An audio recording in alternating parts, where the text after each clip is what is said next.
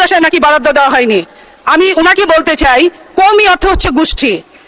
বাংলাদেশ জাতীয়তাবাদী দল কোনো গোষ্ঠীর জন্য, কোনো ব্যক্তির জন্য কাজ করে না। ধন্যবাদ মাননীয় সদস্য, 2 মিনিটে শেষ করেন, বাকি কথা টক শোতে বলবেন। ধন্যবাদ মাননীয় স্পিকার। গত কয়েকদিন আগে বিরোধী দলের একজন সংসদ সদস্য বলেছেন কওমি মাদ্রাসায় নাকি বরাদ্দ দেওয়া হয়নি। আমি ওনাকে বলতে চাই, কওমি অর্থ হচ্ছে গোষ্ঠী। বাংলাদেশ জাতীয়তাবাদী দল কোনো গোষ্ঠীর জন্য, কোনো ব্যক্তির জন্য কাজ করে না। বাংলাদেশ জাতীয়তাবাদী দল, বাংলাদেশের নেতা জনাব তারেক রহমান সমগ্র বাংলাদেশের জন্য কাজ করে। মাননীয় স্পিকার, কবির ভাষায় মাননীয় স্পিকার আমি বলতে চাই, এখন যৌবন যার, যুদ্ধে যাবার তার শ্রেষ্ঠ সময়। এখন যৌবন যার, মিছিলে যাবার তার শ্রেষ্ঠ সময়।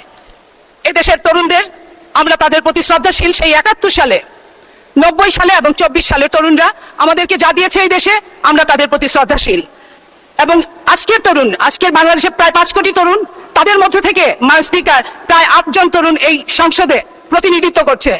আমরা আশা করেছিলাম এই তরুণদের কাছ থেকে যে এই তরুণরা, সমগ্র তরুণ, যে তরুণরা ব্যাক টু দ্য প্যাভিলিয়ন, 24-এর আন্দোলনে যারা ফিরে গেছে, বিশেষ করে তরুণীরা, তাদের কথা বলবে, তাদের উন্নয়নের কথা বলবে, তাদের ভাগ্যের কথা বলবে, তাদের চাকরির কথা বলবে। কিন্তু আমরা অবাক ভাবে দেখেছি তারা এইসব কিছুই বলে নাই। একমাত্র তাদের একটাই কথা, গণভোট। এই ছাড়া তারা কিছুই বলতে শিখে নাই।